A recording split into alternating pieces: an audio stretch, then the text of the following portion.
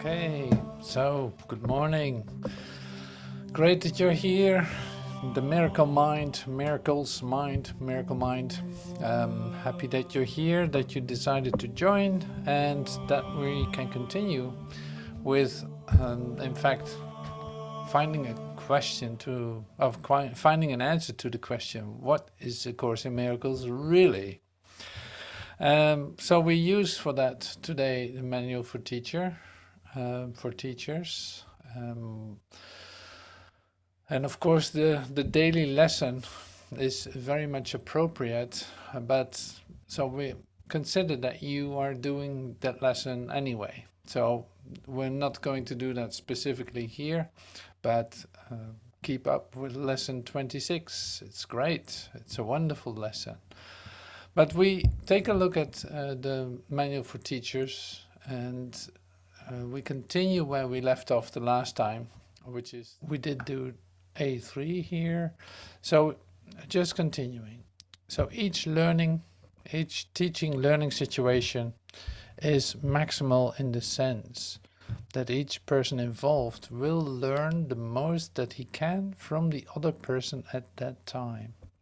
In this sense, and in this sense only, we can speak of levels of teaching. Like you, here it says, you will learn the most that he can from the other person at that time. So it's a temporary learning situation, you could say, where you can learn something from the other at that time. In this sense, and only in this sense, we can speak of levels of teaching. Using the term in this way, the second level of teaching is a more sustained relationship in which for a time, two people enter into a fairly intense teaching-learning situation and then appear to separate. Now, this sounds very familiar too, probably, in your relationships as you take a look at it. So it's like, apparently, the relationship that you're in, even though it is a temporary one, has an, say, quite fairly intense, it says, fairly intense teaching learning situation, and then appear to separate. As with the first level, these meetings are not accidental, nor is what happens to be the end of the relationship a real end. So this is so great. It's like the relationship that has this intensity, a teaching learning situation. So there's no accident in any of that, in how it appears to come into a situation, you could say, or how it develops to be, is exactly what is like the ideal learning situation of the ones that are part of it. Whether that's a one-on-one relationship or whether that's another sort of relationship, that doesn't matter. It's like all the meetings are not accidental. There's no coincidence in any of it. Again, each has learned the most he can at that time. So now you might suddenly disappear from the screen and it seems like the relationship has ended, but in reality that's not true at all. So again, he has learned the most he can at the time. Yet all who meet will someday meet again, for it is the destiny of all relationships to become holy. God is not mistaken in his Son. It's like it has to end, so it has to come to that, not to the end, but it's like it has to come to that. All relationships are in fact holy, so that needs to be recognized. One day we meet again, and yet all who meet will someday meet again. All who meet will someday meet again, for it is the destiny of all relationships to become holy. Even though it appears that it temporarily seems like a separation, a divorce, or however you call it, in the end you will meet again. So is that on planet Earth? is that in how you can imagine it? No, not necessarily. But it is inevitable. You're going to meet yourself, in fact. The third level of teaching occurs in relationships which are formed. So once they are formed, are lifelong. These teaching learning situations in which each person is given a chosen learning partner who presents him with unlimited opportunities for learning. These relationships are generally few because their existence implies that those involved have reached, so I'll skip over to the next page, have reached a stage simultaneously in which the teaching-learning balance is actually perfect. This does not mean that they necessarily recognize this. In fact, they generally do not recognize that. They may even be quite hostile to each other for some time, and perhaps for life. Yet, should they decide to learn it, the perfect lesson is before them and can be learned. And if they decide to learn that lesson, they become the saviors of the teachers who falter and may even seem to fail. No teacher of God can fail to find the help he needs. Now this is an interesting little paragraph. The third level of teaching, I'm starting all over again here at A5. The third level of teaching occurs in a relationship which, once they are formed, are lifelong. They are teaching learning situations in which each person is given a chosen learning partner who presents them with unlimited opportunities for learning. These relationships are generally few, like you don't have that many of them, because their existence implies that those involved have reached a stage simultaneously in which the teaching-learning balance is actually perfect. And then the funny part here is, this does not mean that they necessarily recognize that. In fact, they generally do not. That is an interesting idea.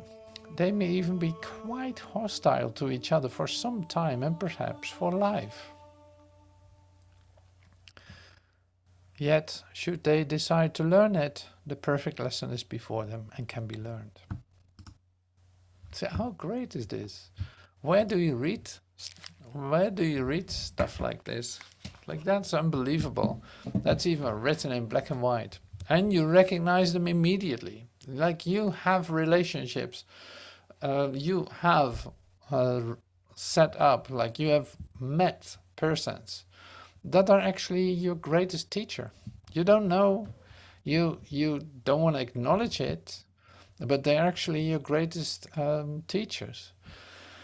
Whether they are with you, whether they are in the same house, whether they live 10,000 miles from you, it doesn't matter. Like, it doesn't matter. You might even not recognize that one that is actually your greatest teacher. You might not recognize that. Here it says it's very common not to recognize who is actually your greatest teacher, where you actually have entered into a perfect teaching learning situation. And by your recognition of it and learning the lesson, you become, you set every teacher free, in fact. You accept the lesson that you needed to learn. Now this is really interesting. So it's, you might want to reflect on that for a second. Like, there might be persons in your life that you not specifically like, but that you have been in contact with, and now maybe actively not be in contact with. But does that end the teaching learning situation? No. No, it's continuous. It's like there's always something new to discover there. Even though this person is not there, but still there's an entanglement, you could say. There's an entanglement and you can't get rid of it. Really interesting, isn't it? So this is the third kind of teaching learning situation. One is superficial, like you smile at someone in the supermarket, you have, in fact, a short moment of recognition, or you fall in love, or who knows what happens. Like, but it's a short moment together you recognize, and suddenly it disappears again. And this recognition was critical for you. Like, there's no coincidence in the occurrences, but also, yeah, you only have to be yourself, in fact, to express this relationship or this recognition. So that's why it doesn't matter where you are, it doesn't matter what you do. In fact, like, you will meet the ones that are actually where you enter into a teaching learning situation. Now there can also be some that go a little bit deeper, like intense moments together, but then afterwards it seems like you separate again, and the relationship seems to be over. Now you will meet again. You will meet again in some form, in some way. I see this in my practice too. It's like the ones that I know maybe from 6 years ago or something suddenly appear back on the screen. It's like, oh wow, great to see you, wonderful. Yeah, let's have a chat. Let's have a moment together. And there we continue. So this relationship never ended. So it's like it's still right there, even though you don't seem to be in an active exchange. So then there are the ones, and this is then the stage 3, they're the ones that you enter into a relationship, which can be, say, noted as a lifelong relationship. You might not live together, you might hardly ever see each other, you might not see each other at all, it doesn't matter, but still the teaching learning situation is actual, is an actual occurrence. Really interesting. Okay, so we take this with us in the next part of the of the miracle mind, where we say take another look at what Master Teacher is sharing with us in regard or in relationship with A Course in Miracles. By the way, you have entered into a relationship with Master Teacher, and so that's also something. Is like once you have heard how he speaks to you, how you enter into this teaching learning situation, is a long-term relationship, or maybe it seems like a short-term relationship, but still. See, this is great to use as an example for you to see what is actually going on. Do you need to like Master Teacher or the way that he teaches? No, doesn't matter.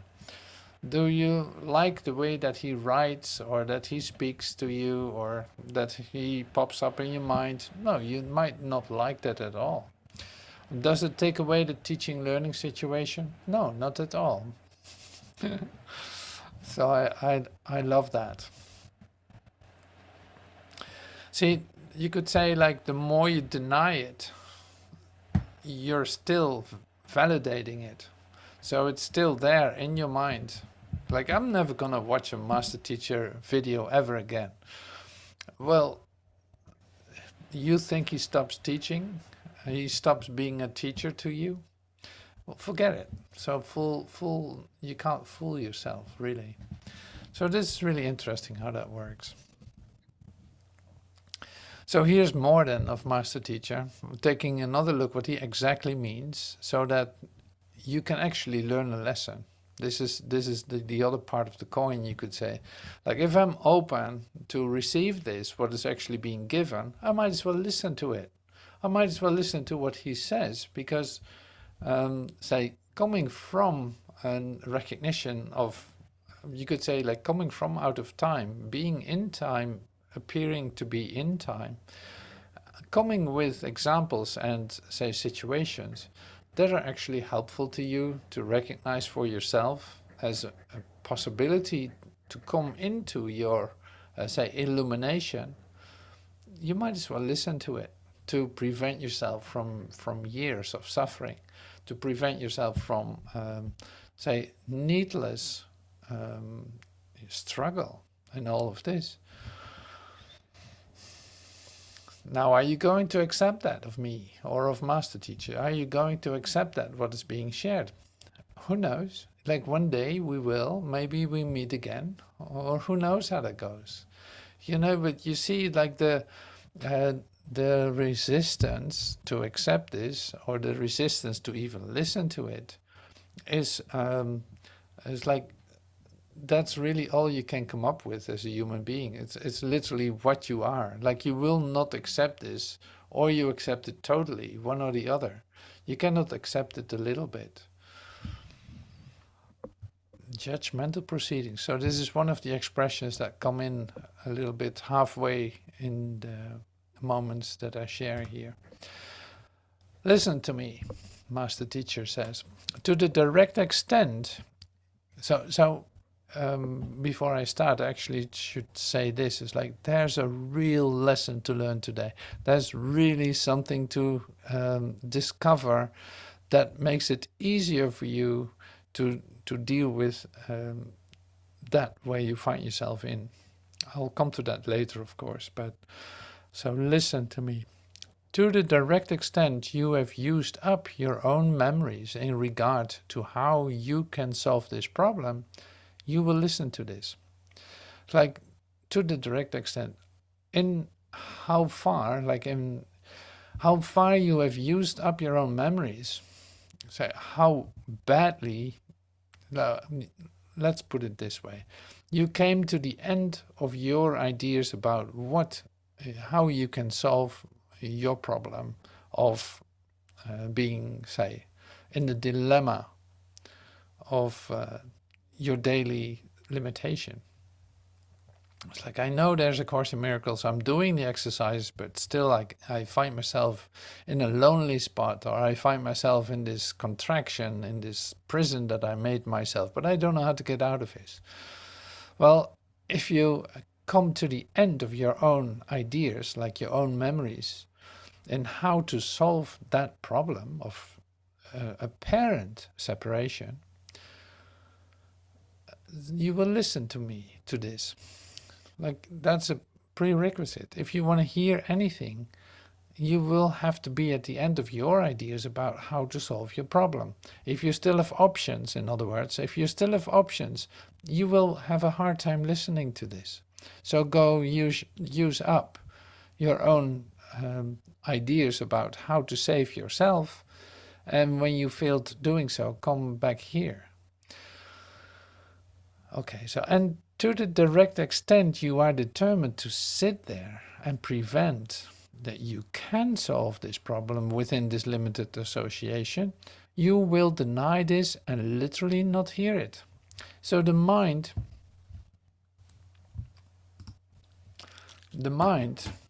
which is occupied, like if your mind is occupied with ideas about how to solve your problems, how to tackle that what comes, say, in your perspective during the day or in your lifetime, like all these things, if you try to solve it, your mind, say, is busy finding the solution. Your mind will come up with all kinds of stuff to organize, to reformulate your problem, to make scenarios, set up scenarios in which it can be solved, which of course will fail, but the thing is here, your mind is occupied doing so. So you say to me, oh, well, I don't experience grace, or I cannot experience light. I don't seem to be in communication. I never heard, some say this too, it's like, I never heard the still small voice speaking to me. Like, well, there's a reason for that. It's like, and the reason is that you are still trusting your own ideas, like your own memories, in how to solve your problem, the problem that you're experiencing as say, recognizing that you're separate from the universe, separate from God. So you're still trying to solve that problem. In that time, your mind is occupied. Okay, so, and to the direct extent you are determined to sit there and pretend that you pretend that you can solve this problem within this limited association, you will deny this and literally not hear it. Why? Because your perceptual mind, which has defined the problem, like if you think you even can define your problem, what happens then is that your mind will immediately solve the problem. It must solve the problem. Like it's immediately preoccupied with finding the solution to the problem. It wants to solve it. It cannot live with the idea that it cannot solve it. No, it has to solve it. It takes up all its energy and all its attention. The problem cannot be outside of yourself. It keeps finding the solution in time. There's no such thing as time. And in that sense, the body really doesn't exist at all.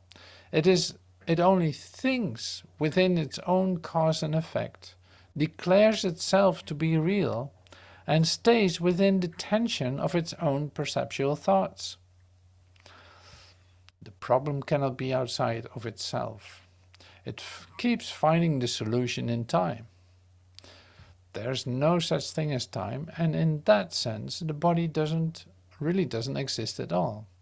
It only thinks within its own cause and effect, declares itself to be real, and stays within the tension of its own perceptual thoughts. I love the expression of stays within the tension of its own perceptual thoughts. Because we already said before too, like it keeps finding solutions in time. Now time is actually a representation of fear, because time is literally like if you would find it in the future, if I keep doing this, then the solution will be there, and in a couple of weeks I will have the solution.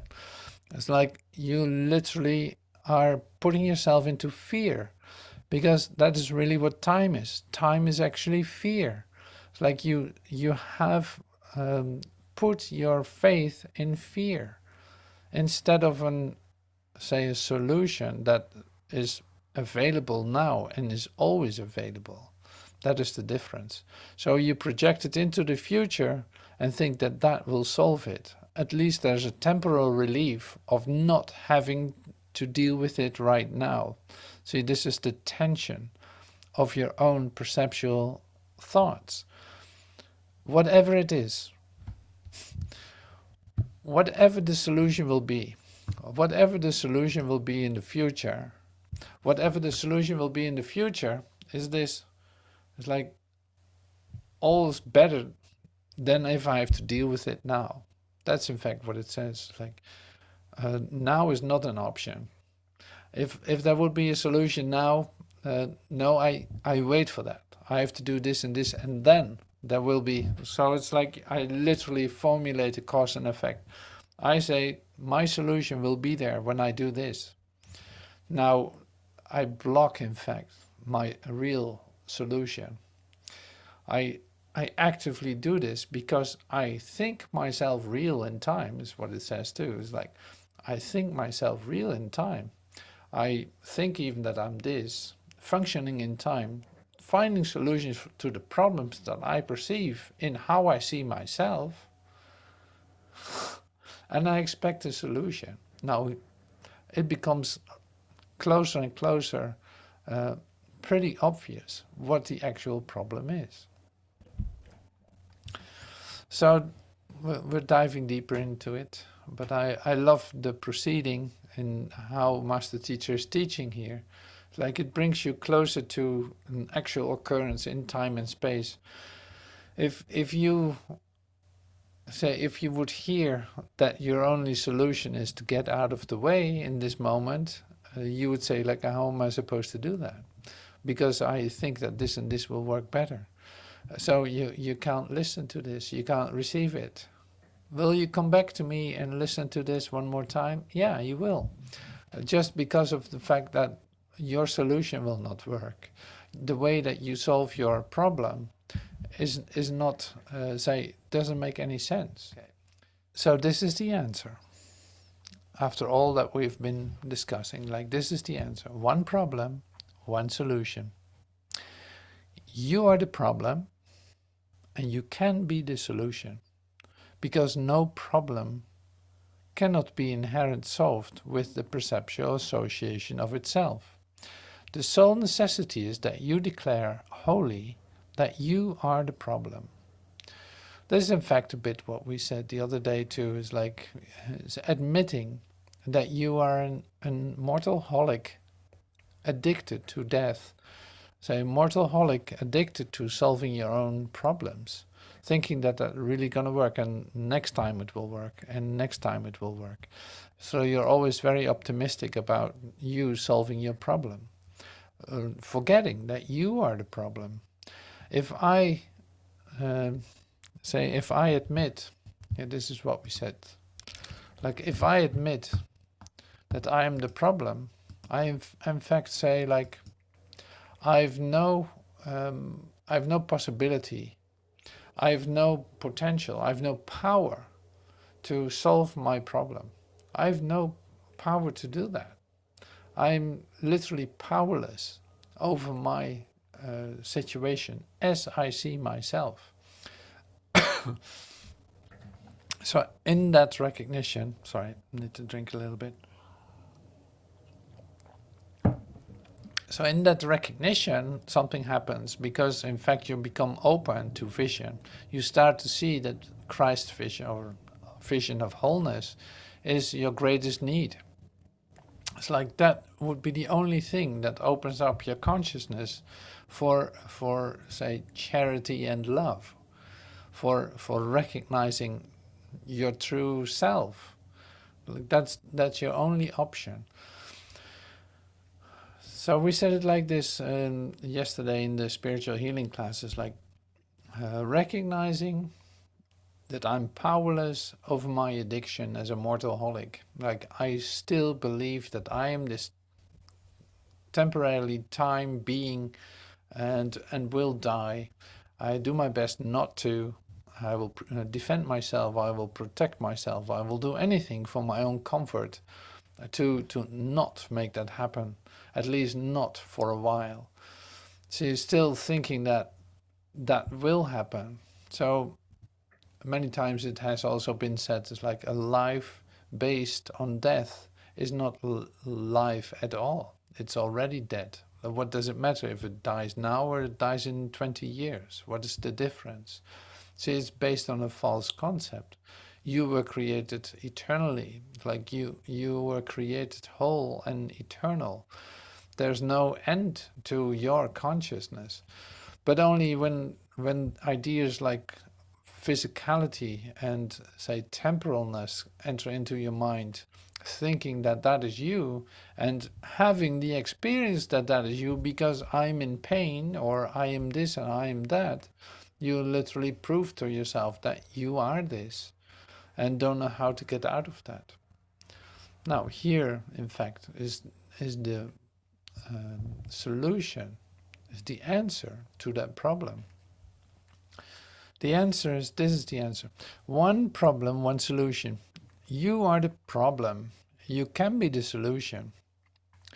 Because no problem cannot be inherently solved within the perceptual association of itself. Like the problem and the solution are not in the same frame. The sole necessity is that you declare wholly that you are the problem. The only thing, oh yeah, so here's the responsibility, you could say, here's the responsibility for what you see for yourself. Like a responsibility prayer is what it is called. It's straight from the Course in Miracles. There's no adjustment being made. So I'll read it to you. It's from chapter 21. The only thing I need to do for vision, happiness, release from pain, and complete release from pain, release from pain, and complete escape from sin, to be in heaven. I am responsible for what I see. I choose the feelings I experience. I decide upon the goal I would achieve. And everything that seems to happen to me, I ask for and receive as I have asked. I'm responsible for what I see. So you better write this down or someone put it somewhere that you can see it many times. Like, I'm responsible. It puts the responsibility in your lap, so to speak. I'm responsible for what I see. I choose the feelings I experience. I decide upon the goal I would achieve. And everything that seems to happen to me, I ask for and receive as I have asked. Period, Master Teacher says.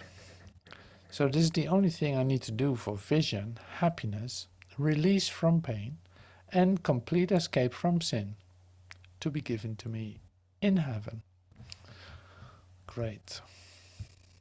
Now you guys, with new minds, like starting to wake up out of this nightmare of victimization or nightmare of pain, limitation, disease, disaster, death. Now you guys with new minds get very happy about that. Like, how great is that? That you can take responsibility for what you feel. It doesn't depend anymore to anyone. It doesn't depend on anyone except yourself. You cannot be a victim any longer. Nobody's doing anything to you. You literally ask for it yourself. I'm doing this to myself and all of this. And with your new mind, recognizing that this is your situation where you're in, that you ask for it and that you accept responsibility for it instead of pointing it at someone else, are getting very happy about that. You're going to test the spirit of that when you are attacked by your own thoughts that are sitting out there because you forgot you made them, and you are going to defend yourself. That's the teaching of the workbook, isn't it? It's like, okay, so I'm getting very excited about this. I love it. I love it that I'm responsible for everything. I'm responsible for everything I see. It's so great. I love it. Boom, there's a situation. Wow, I didn't see that one coming. Is this say an exception in the story? Is this an exception, or is it also included? Do I need to accept this as also part of this? Well, I really didn't see that one coming. So this can happen easily. It's like you forget about that. You in fact put it out there, but it does come to you, and now you're in the situation, and the tendency of the human mind is then to project it out or to point outward, to in fact accept yourself as a victim. But with sufficient mind training, you don't have to do that any longer and stay in the freedom and happiness related to the idea that it starts here, it doesn't go anywhere else. It's like, this is where it started, and I will experience the effects of what I've been projecting out there. Recognizing that it had no reality in the first place, because, yeah, I recognize that this character, this personality, this one, is in fact a problem. So it can be solved by recognizing that, by say, admitting to that. Oh wow, I don't have to defend myself. In my innocence is everything given. In my invulnerability, I can feel my safety. I don't have to protect myself anymore. I don't have to defend myself. Well, I think we come to that too, in what is being shared. Let me take a look.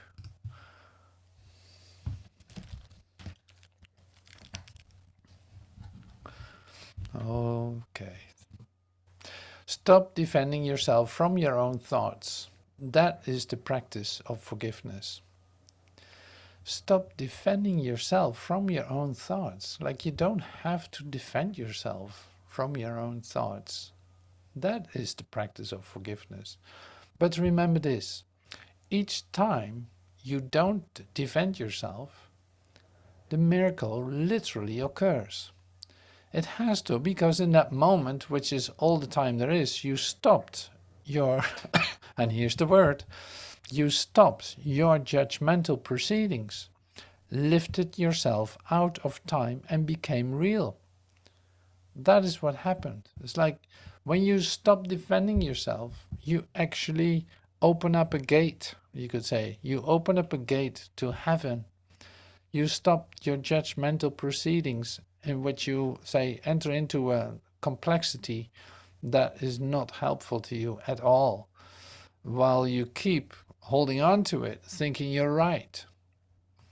Yeah, now you forget about that. You lift yourself out of time, literally by allowing the miracle to come to you. You shift into invisibility, as we said the other day. You shift into invisibility. You become real for just a moment. Why? Reality is all around you. And that is what I'm going to read to you now. Well, that's going to be next time. That is exactly what is going to say in the preface of A Course in Miracles. It is going to say that. And this is thrilling. Like reality is all around you.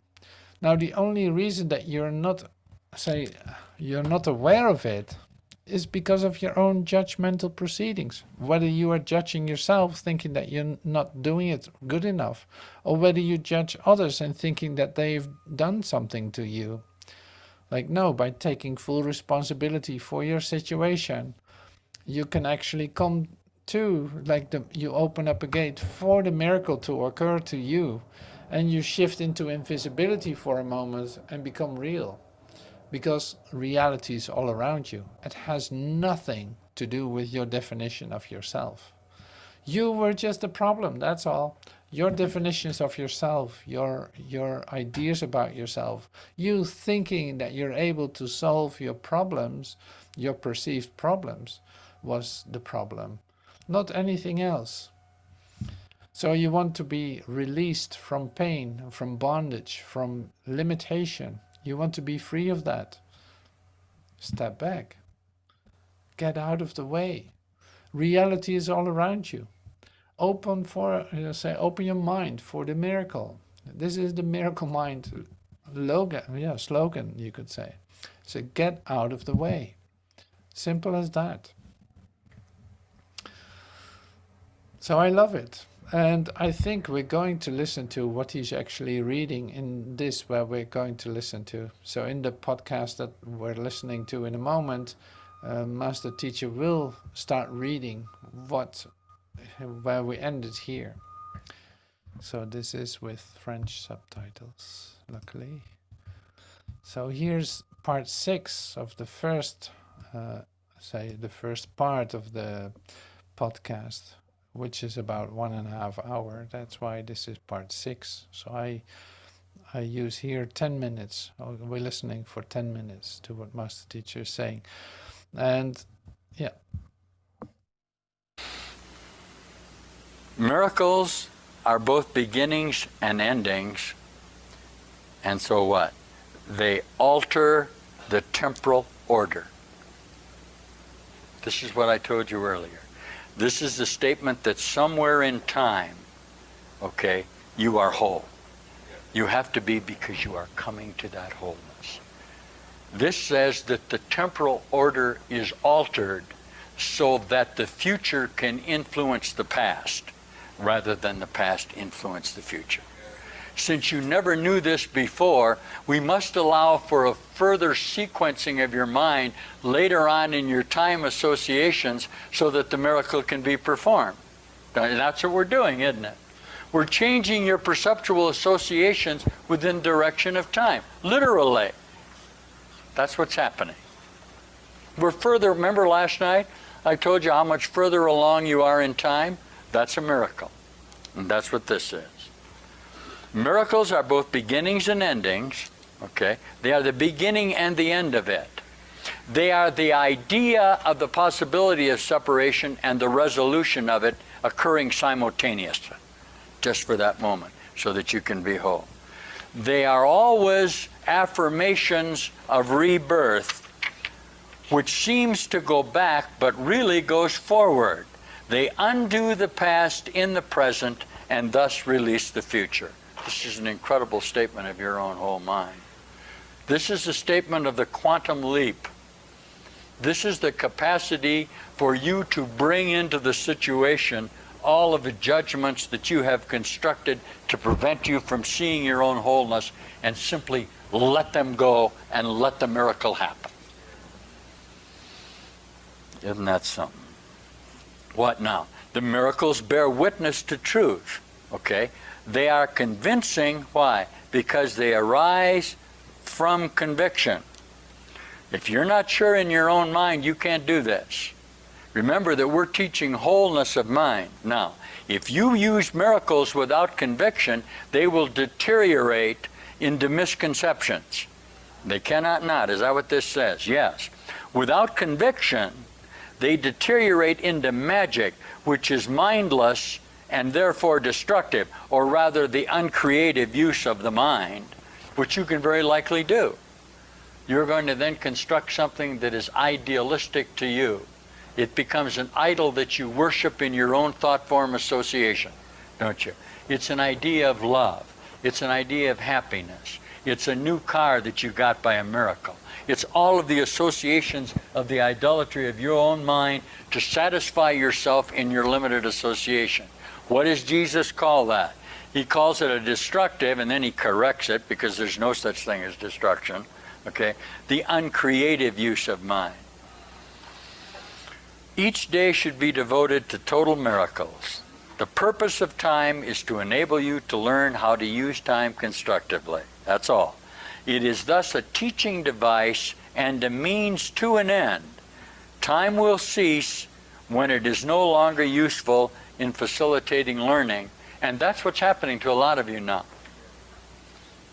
Okay? Time is going to end for you because you have used up all of your previous thought form associations.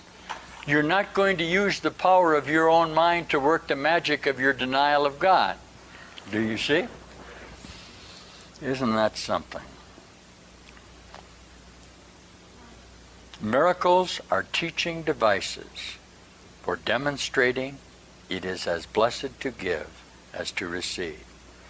They simultaneously increase the strength of the giver and supply strength to the receiver. The total miracle is nothing but I'm looking at you and saying, God is. Boom. What did we share? A single whole assertion that we were created whole, that we cannot be separate from each other. That's the miracle of whole-mindedness. And that's what you're undergoing. They simultaneously, at the moment of happening, increase the strength of the giver and supply strength to the receiver. Ready? Miracles transcend the body.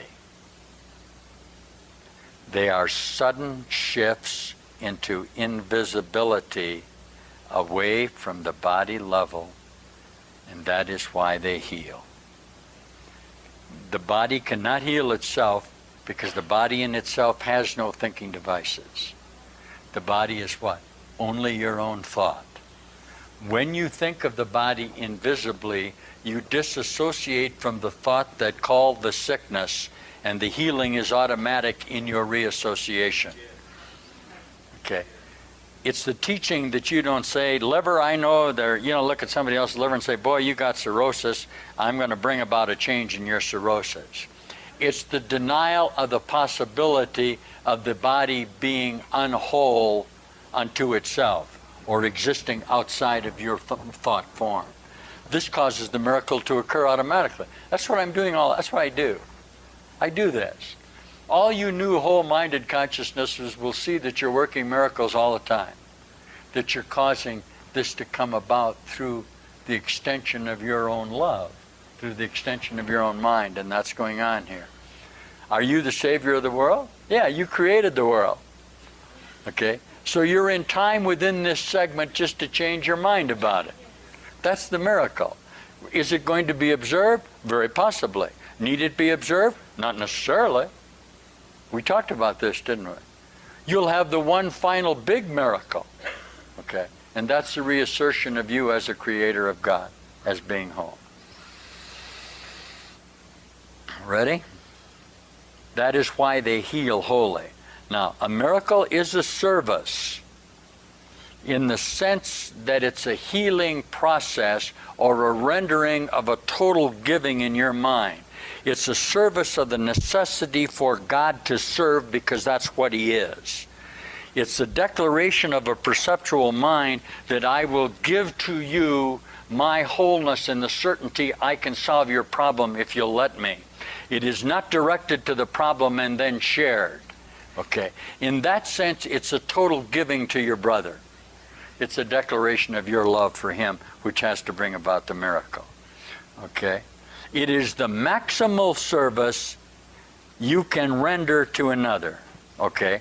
It is a way of loving your neighbor as yourself. You recognize your own and your neighbor's worth simultaneously.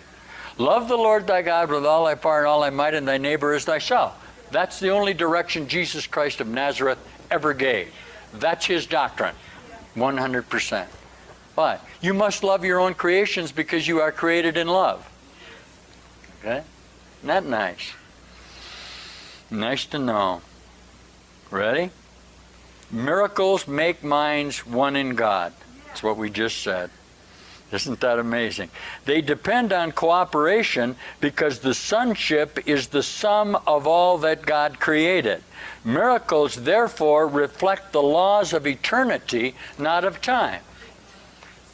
Okay?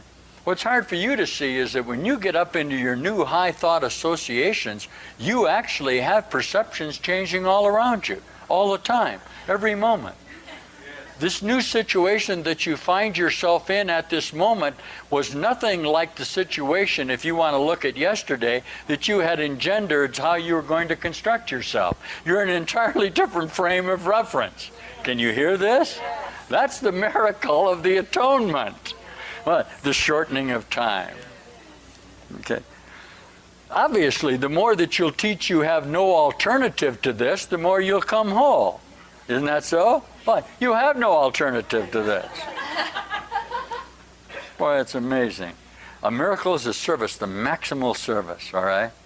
Miracles make minds one in God. They depend on cooperation because the sonship is the sum of all that God created, and miracles, therefore, reflect the laws of eternity, not of time. Notice it says reflect. Notice it says it's bringing together of your conceptual thoughts into a total harmony, non-conflictual association, which is what time was. When the thoughts come together, you think from the eternal aspect. That's what you're doing with your whole minds. Isn't that nice? Now, miracles reawaken the awareness that the spirit, not the body, is the altar of truth. This is the recognition that leads to the healing power of the miracle. Okay? This is, I am as God created me. This is, I am not a body, I am free. I am still whole. I am in a dream. I will not look at this way. I have the power to change my mind through the relinquishment of this association. Wow.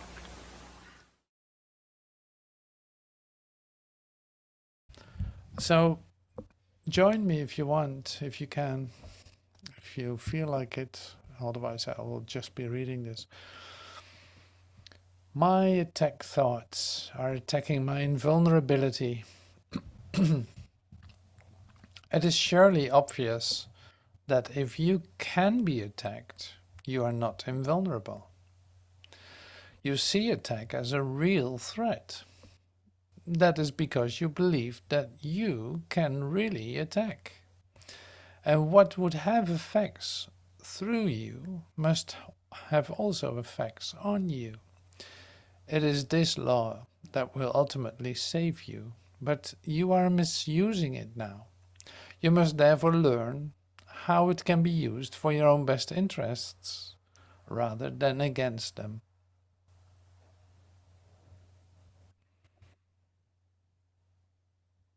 Parce que tes pensées d'attaque seront projetées, tu craindras l'attaque. Et si tu crains l'attaque, tu dois croire que tu n'es pas invulnérable. Les pensées d'attaque te rendront donc vulnérable dans ton propre esprit, c'est-à-dire là où sont les pensées d'attaque. Pensée d'attaque et invulnérabilité ne peuvent être acceptées ensemble. Elles se contredisent l'une l'autre.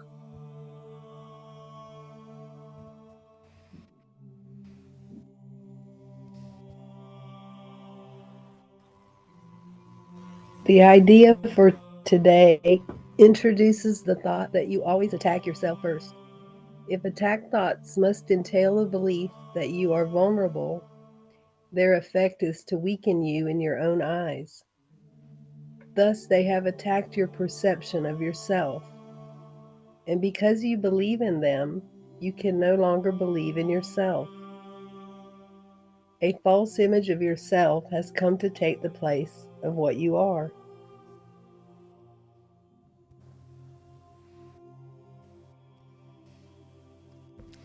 Practice with today's idea will help you to understand that vulnerability or invulnerability is the result of your own thoughts.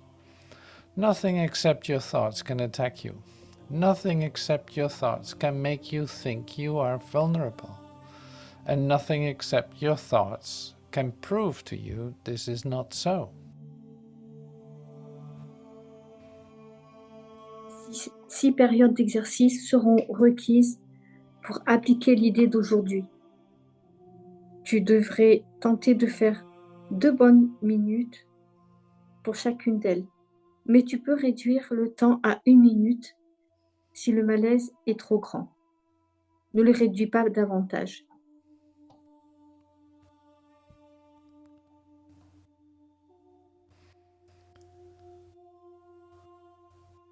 Des périodes d'exercice devraient commencer par la répétition de l'idée d'aujourd'hui, puis ferme les yeux et passe en revue les questions non résolues dont les résultats te causent du souci.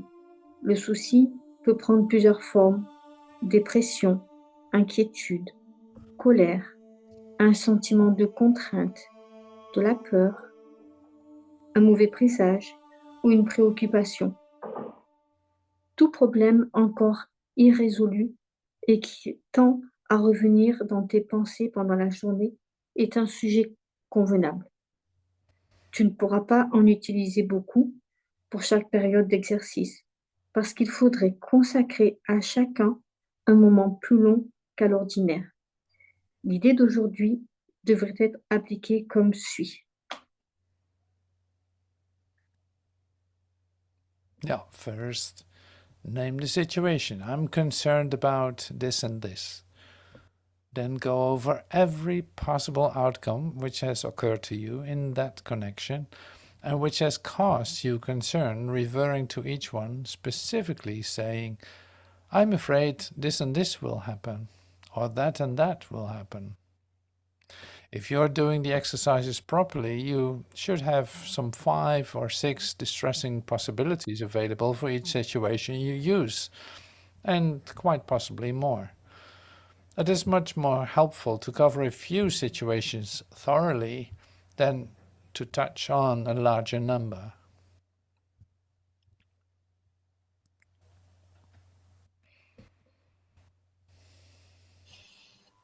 As the list of anticipated outcomes for each situation continues, you will probably find some of them, especially those which occur to you toward the end, less acceptable to you. Try, however, to treat them all alike to whatever extent you can.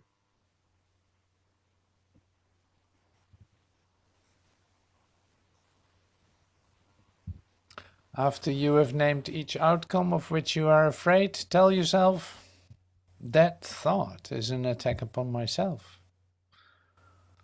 Conclude each practice period by repeating today's idea once more. My attack thoughts are attacking my invulnerability. My attack thoughts are attacking my invulnerability. All right. Thank you so much for your presence. Have a wonderful rest of your night or beautiful day. And I hope to see you soon. Maybe tomorrow in the creative miracle work. That would be wonderful. All right. Seeing you soon. Thank you so much for everything. Play one more song and see what happens.